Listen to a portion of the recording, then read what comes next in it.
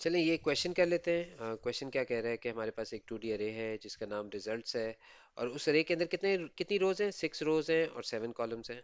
और अरे जो है वो प्री स्टोर्ड है, मतलब उसके अंदर पहले से वैल्यू स्टोर्ड है, या आप ये कह सकते हैं कि अरे ऑलरेडी इनिशियलाइज्ड है, उसमें पहले से वैल्यू स्टोर्ड है। हमने सुडो कोड क्या लिखना है, to output the highest and the lowest value stored inside the 2D array. Okay, बहुत सिंपल है। वही करंट एलिमेंट का कॉन्सेप्ट होगा।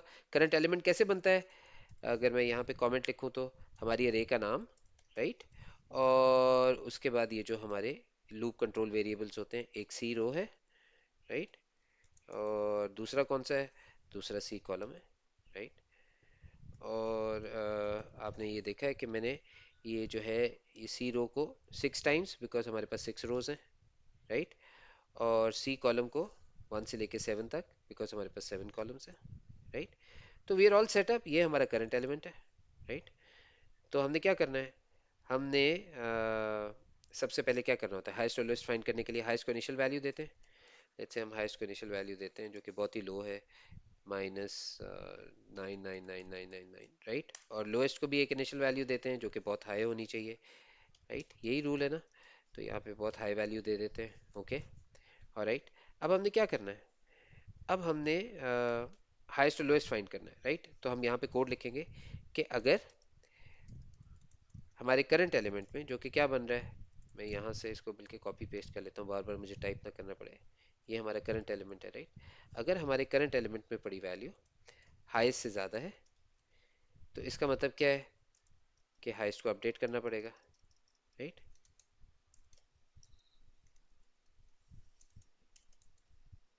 तो हाईएस्ट को नई वैल्यू कौन सी मिलेगी, जो हमारे करंट एलिमेंट में पड़ी हुई है। ऐसे ही हो गया, और ये हमारा कोड कंप्लीट हो गया। इतना सा कोड था, राइट। इसी तरह अगर हम लोएस्ट के लिए लिखना चाह रहे हैं तो वो भी ऐसे ही होगा, राइट। सेपरेटली एक अलग उसका ट्री बनेगा, जहरी सी बात है। तो हम यहाँ पे क्या लिखेंगे कि अगर हमारे करंट एलिमेंट में पड़ी वैल्यू लेस देन लोएस्ट है, मैंने उसको कॉपी पेस्ट किया था, मैं उसको ज़रा मॉडिफाई कर लूँ, राइट। लेस देन लोएस्ट है, अगर हमारे करंट एलिमेंट में पड़ी वैल्यू लेस देन लोएस्ट है, तो किसको अपडेट करने की ज़रूरत है, लोएस्ट को अपडेट करने की ज़रूरत है। और लोएस्ट में कौन सी वैल्यू आएगी, जो हमारे करंट एलिमेंट में पड़ी हुई है। जब ये लूप चल के रुक जाएगी, उसके बाद, राइट, जब ये दोनों लूप्स चल के रुक जाएंगी, ऐसे ही है ना, तब हम पूरी अरे के थ्रू गुजर चुके होंगे, 6 की 6 रोज और 7 की 7 कॉलम्स के थ्रू। और अब हम क्या कर सकते हैं, अब हम अपनी जो हाइस्ट है ना, उसको आउटपुट कर सकते हैं, और लोएस्ट को आउटपुट कर सकते हैं। याद रखिए कि अभी जो हम कोड करके आए हैं उसमें हमारी अरे का नाम रिजल्ट था, राइट, अभी जो हमने प्रॉब्लम सॉल्व की है। और उसके अंदर कितनी रोज थी, लेट्स से उसके अंदर टोटल ऑफ 6 रोज थी, राइट, 6 रोज थी। और कॉलम्स कितने थे, कॉलम्स उसके अंदर 7 थे। ये मैं ये बाहर लिख देता हूँ, ये हमारी अरे का नाम क्या था, रिजल्ट्स था। और उसके अंदर कॉलम्स 7 थे, राइट। ये यहाँ पे 7 तक कॉलम्स थे, 5 भी होगा, 6 भी होगा, राइट। मैं जल्दी जल्दी ड्रॉ कर रहा हूँ। और अभी जो हमने हाईएस्ट वैल्यू निकाली है ना, उसको ज़रा समझ लें कि हमने हाईएस्ट को जो इनिशियलाइज किया है ना और लोएस्ट को इनिशियलाइज किया है, ये पूरी अरे की प्रोसेसिंग से पहले किया है। यहाँ पे अरे की प्रोसेसिंग हो रही है ना, ये जो हमने लूप्स लगाई हुई हैं, ये हमने किस लिए लगाई है कि हम अरे के थ्रू जो है अरे की वैल्यूज को प्रोसेस कर सकें। तो इन लूप्स के अंदर अरे की वैल्यूज प्रोसेस हो रही हैं। तो प्रोसेसिंग से बिल्कुल पहले अरे में शुरू में ही हमने क्या कर दिया, हाईएस्ट और लोएस्ट को सेट कर दिया। और आउटपुट हम कब कर रहे हैं, जब हम पूरी अरे के थ्रू गुजर चुके हैं, राइट। तो हमने क्या किया, पहले हाईएस्ट को इनिशियल वैल्यू दी, लोएस्ट को इनिशियल वैल्यू दी, फिर पूरी अरे को प्रोसेस किया, और उसके बाद फाइनली हमने अपनी हाईएस्ट और लोएस्ट आउटपुट कर दिया। अच्छा, ये थोड़ा सा डिफरेंट है, राइट। अगर मैं यहाँ पे आपको ये कहूँ कि मैं हर रो के अंदर, राइट, हर रो के अंदर पड़ी हुई वैल्यू, कि इस रो में हाईएस्ट वैल्यू कौन सी है वो आउटपुट करो, ओके। इस रो में हाईएस्ट वैल्यू कौन सी है वो आउटपुट करो। तो उसका मतलब ये है कि यहां से शुरू होके यहां तक जाना है, और हमने बताना है कि इस पहली रो के अंदर कौन सी हाईएस्ट वैल्यू है। उसके लिए सबसे इंपॉर्टेंट बात क्या है कि आप जो है पहले इस सीक्वेंस में मूव कर रहे हो अरे के through, right, row wise move कर रहे हो, वन बाय वन ये वैल्यूज आप एक्सेस कर रहे हो। तो सबसे पहली बात ये कि आपकी प्रोसेसिंग रो वाइज होनी चाहिए। तो जहां तक इस कोड का ताल्लुक है, ये रो वाइज प्रोसेसिंग तो कर रहा है। अगर आउटर लूप रो वाली है और इनर लूप कॉलम वाली है, तो इसका मतलब है कि हमारी प्रोसेसिंग रो वाइज हो रही है। पहले हम पहली रो को फिनिश करते हैं, फिर अगली रो पे मूव करते हैं, राइट? अगर आउटर लूप जो है रो वाली है, तो ये तो हमने अचीव किया हुआ है कि हम वन बाय वन इस तरह जाएंगे, इस डायरेक्शन में जाएंगे, राइट? ओके। अब देखिए, अब हमने करना क्या है। बेसिकली करना ये है कि हर रो शुरू होने से पहले हम हाईएस्ट को इनिशियल वैल्यू देंगे, लोएस्ट को इनिशियल वैल्यू देंगे, और हर रो खत्म होने के बाद हम आउटपुट कर देंगे कि इस रो का हाईएस्ट क्या था और इस रो का लोएस्ट क्या था। ओके। फिर जब अगली रो शुरू होगी, जब ये वाली रो शुरू होगी, तो दोबारा से हाईएस्ट को और लोएस्ट को आउटपुट इनिशियलाइज करेंगे। अगली रो के लिए इनिशियल वैल्यूज देंगे हाईएस्ट को और लोएस्ट को, राइट? और फिर जब ये रो खत्म होगी, जब हम यहाँ पे पहुंचेंगे, तो हम आउटपुट कर देंगे हाईएस्ट की वैल्यू, लोएस्ट की वैल्यू। तो बच्चों ये बहुत सिंपल है। अगर आपने एक रो की बात करनी है ना, या तो आप ये याद रखिएगा, ये जो आपकी पहली लूप और ये जो दूसरी लूप है, इसके दरमियान जो गैप है ना, ये, इसको अगर मैं यहाँ पे लिख दूं, तो ये आपकी स्टार्ट ऑफ द रो है, start of each row, right? हर रो शुरू होने से पहले आप इस जगह पे आएंगे। इसका मतलब हम इस जगह को इस्तेमाल कर सकते हैं, राइट? हमने ये कहा था ना कि हर रो शुरू होने से पहले हम क्या करेंगे, हाईएस्ट को लोएस्ट को इनिशियलाइज करेंगे। तो क्यों ना हम ये कोड इधर लिखते हैं। ये जो हाईएस्ट और इनिशियलाइज लोएस्ट को हमने इनिशियलाइज किया है, ये हम इस पॉइंट पे कर दें। हर रो के शुरू होने से पहले, याद रखिएगा, हर रो के शुरू होने से पहले ये वाली जगह है, राइट? और हर रो खत्म किधर हो रही है, ये जो ये वाला गैप है, ये नेक्स्ट सी कॉलम और नेक्स्ट सी रो के दरमियान जो गैप है, इसको आप समझें कि हम हर रो के एंड पे पहुंचते हैं। जब भी रो खत्म होती है, हम इधर पहुंचते हैं, राइट? उसके बाद क्या होता है, नेक्स्ट रो हो जाती है। जब नेक्स्ट रो शुरू होती है, राइट, जब नेक्स्ट रो शुरू होती है, तो फिर ये हमारा स्टार्ट ऑफ नेक्स्ट रो होता है, राइट?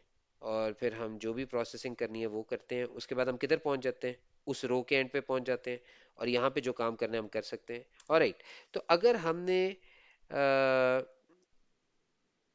हर रो की अलहदा से हाईएस्ट और लोएस्ट लेनी है, तो हर रो शुरू होने से पहले हम क्या करेंगे, हाईएस्ट को इनिशियल वैल्यू देंगे, लोएस्ट को इनिशियल वैल्यू देंगे, और हर रो खत्म होने के बाद हम क्या करेंगे, हम आउटपुट कर देंगे हाईएस्ट में पड़ी वैल्यू को और लोएस्ट में पड़ी वैल्यू को। बाकी तो कुछ नहीं है, बाकी तो सेम कोड वैसे का वैसे ही है। यहाँ पे आप क्या कर रहे हैं, आप करंट एलिमेंट में पड़ी वैल्यू को हाई से कंपेयर कर रहे हैं, राइट? और याद रखिए, ये जो आपका हाईएस्ट है, ये इस रो के शुरू होने से पहले पहले इसको हमने क्या किया है, दोबारा से इनिशियल वैल्यू दिया है। और लोएस्ट को क्या किया है, दोबारा से इनिशियल वैल्यू दिया है। और ये आप जो है, जब ये आपकी लूप खत्म होगी, अंदर वाली लूप खत्म होगी, तो इसका मतलब है आप पूरी अरे के थ्रू सारी वैल्यूज प्रोसेस कर चुके हैं। अब एंड ऑफ द, पूरी अरे के थ्रू नहीं कहने चाहिए, पूरी रो के थ्रू आप गुजर चुके हैं। सारी वैल्यूज प्रोसेस हो चुकी हैं रो की, एक रो कंप्लीट हो चुकी हुई है। ये एंड ऑफ रो आ गया हुआ है। इस पॉइंट पे आप क्या करना चाहते हैं, अभी तक जो हाईएस्ट और लोएस्ट कैलकुलेट हुआ है उसको आउटपुट कर दें। जब नेक्स्ट सी रो होगा, तो हम अगली रो में मूव कर जाएंगे। जब अगली रो में मूव कर जाएंगे, तो क्या होगा, फिर हम दोबारा से हाईएस्ट और लोएस्ट को इनिशियलाइज करें। ऐसे ही है ना, ये कोड यहाँ पे लिखा हुआ है। दोबारा से अगली रो चलने से पहले हाईएस्ट को दोबारा से इनिशियल वैल्यू मिल जाएगी, लोएस्ट को दोबारा से इनिशियल वैल्यू मिल जाएगी। और ये जो अंदर वाली लूप है, ये क्या है, हम रो के थ्रू गुजरे। ओके, होपफुली आपको समझ आ गई होगी, कोई इतनी कम्प्लेक्सिटी नहीं है। याद रखिएगा, अगर आपने पूरी अरे के साथ, पूरी अरे में से एक हाईएस्ट और एक लोएस्ट निकालनी थी, तो, और ये हमारा नहीं इस्तेमाल होगा, राइट? क्योंकि हमने हर अरे के शुरू में हाईएस्ट और लोएस्ट को इनिशियलाइज करना है, और सॉरी, हर रो के शुरू में हाईएस्ट और लोएस्ट को इनिशियलाइज करना है, और हर रो के एंड में हाईएस्ट और लोएस्ट को आउटपुट करना है, ताकि उस रो के साथ हमने डील कर लिया है। अब जब नेक्स्ट रो शुरू होगी, दोबारा से हाईएस्ट लोएस्ट को इनिशियलाइज किया, और जब ये रो खत्म होगी, राइट, इस पॉइंट पे ये रो खत्म हो चुकी होती है, तो दोबारा हमने रो खत्म होने पे हाईएस्ट और लोएस्ट हमने आउटपुट कर दिया, और ये हमारी रो का हाईएस्ट और लोएस्ट होगा। होपफुली आपको ये बात समझ आ गई। देखिए, जल्दी से इसको समझ लेते हैं। हमारे पास एक 2D अरे है जिसका नाम मार्क्स है। और क्या बताया हुआ है हमें, टोटल 10 स्टूडेंट्स का, बल्कि इसको मुझे मॉडिफाई करना चाहिए, which stores data of 10 students in the class. तो हमारी 2D अरे 10 स्टूडेंट्स का डेटा स्टोर कर रही है। बेसिकली ऑब्वियसली हर स्टूडेंट के लिए एक अलग से रो होगी, राइट। स्टूडेंट का डेटा, एक स्टूडेंट का डेटा एक रो में आएगा। और each student appears in 4 exams. इसका मतलब है 4 कॉलम होंगे, राइट। तो हमारी 2D अरे में कितनी रोज हैं? 10 रोज, 4 कॉलम्स। हमारी अरे का नाम क्या है? मार्क्स। हमने क्या करना है? Output the average marks of each student. अच्छा, ये भी बहुत सिंपल है। सबसे पहली बात तो आपको ये पता होना चाहिए। अच्छा, output the average marks of each student का क्या मतलब बन रहा है? ईच स्टूडेंट का मार्क्स जो है, एक स्टूडेंट का मार्क, हर एक स्टूडेंट की एवरेज आउटपुट करनी है। तो इसका मतलब ये हुआ कि एक स्टूडेंट का डेटा तो एक रो में पड़ा होता है ना, तो आपने एक रो के एवरेज मार्क्स आउटपुट करने हैं। ओके। और उसके बाद उसने कहा हुआ है also output the average marks of the entire class. ये बाद में करते हैं, पहले हम क्या करते हैं? हर स्टूडेंट के एवरेज मार्क्स, मतलब एक स्टूडेंट की जो कंप्लीट डेटा है वो एक रो में पड़ा होगा ना, तो हमने एक रो की एवरेज निकालनी है, राइट। चले हम सबसे पहले तो हमें क्या फिगर आउट करना है? हमारी लूप कितनी दफ़ा चलेगी? सी रो जो है वो 1 to 10 चलेगी। या इसको चले अब की बार आई कर लेते हैं ताकि लिखने में ज़रा जल्दी हो जाए। आई कितनी दफ़ा चलेगी? 1 to 10, राइट। यहाँ पे नेक्स्ट आई आ गई, ये हमारी आउटर लूप होगी। ये हमारी रो को रिप्रेजेंट कर रही है, राइट। और हमारी इनर लूप क्या होगी? बल्कि इसका बेहतर यही है, आई नहीं होना चाहिए, रो ही होना चाहिए, ज़्यादा मीनिंगफुल लगता है। और ये हमारी जो इनर लूप है ये किस चीज़ की होगी? ये हमारी जो है जितने कॉलम्स हैं, राइट। ओके। ओके, अब जब हमने अपनी लूप्स लगा ली है तो हमें पता है हमारा करंट एलिमेंट क्या बनेगा? हमारी अरे का नाम, और उसके अंदर जो है ये जो हमारे ये जो लूप कंट्रोल वेरिएबल्स हैं इनकी मदद से हमारा करंट एलिमेंट जो है वो ये बन रहा है, राइट। अब हमने करना क्या है? अब उसने कहा है कि हर स्टूडेंट के अलहदा से एवरेज मार्क्स आउटपुट करो। तो एक स्टूडेंट का डेटा तो एक रो में पड़ा होता है ना, तो हमें रो वाइज प्रोसेसिंग हमें हमें हर रो का अलहदा से एवरेज आउटपुट करनी है। एवरेज आउटपुट करने के लिए हमें सबसे पहले क्या करना पड़ता है? टोटल निकालना पड़ता है, राइट। तो ये हमारी अरे का स्टार्ट होता है, ऐसे ही होता है ना। सॉरी, हमारी रो का स्टार्ट होता है। आई एम सॉरी, मैं बार बार जो है ना गलत टर्म यूज करता हूँ। ये हमारी रो का स्टार्ट होता है, और ये यहाँ पे पहुंच के हमारी हर रो एंड हो जाती है, राइट। ये यहाँ पे रो का स्टार्ट होता है। तो हर रो शुरू होने से पहले हमने क्या करना है? बिकॉज उस स्टूडेंट का टोटल कैलकुलेट करेंगे तो उसकी एवरेज आएगी। तो इसको हम एस टोटल लिख लेते हैं, राइट। और ये हमारा स्टूडेंट टोटल है, इसकी इनिशियल वैल्यू 0 कर देते हैं, राइट। और लूप के अंदर हम क्या करेंगे? टोटल कैसे कैलकुलेट होगा? टोटल कैलकुलेट करने के लिए इक्वेशन क्या बनती है? हमारी जो स्टोरेज टोटल है उसको कैसे अपडेट करना है? टोटल की करंट वैल्यू, और उसके बाद जो हमारा करंट एलिमेंट है, राइट। हमारा करंट एलिमेंट ये बन रहा है। ओके। अब याद रखिए ये करंट एलिमेंट तो हमारा चेंज होता रहेगा ना जैसे जैसे लूप से लेंगे, राइट। तो टोटल में जो है ये वैल्यूज ऐड होती जाएंगी और किधर स्टोर होती जाएंगी? टोटल के अंदर। ओके। तो रो स्टार्ट होने से पहले हमने एस टोटल को 0 किया है, और याद रखिए ये एस टोटल होना चाहिए, राइट। और ये हमारे रो के थ्रू जब ये लूप खत्म होगी हम पूरी रो के थ्रू गुजर चुके होंगे। अब रो का एंड आ चुका हुआ है, यहाँ पे हम क्या आउटपुट करना चाह रहे हैं? हम आउटपुट करना चाह रहे हैं हमारी एवरेज। और हमारी एवरेज क्या बनेगी? एस टोटल में पड़ी हुई वैल्यू को डिवाइड बाय 4 करेंगे। याद रखिए हर स्टूडेंट जो है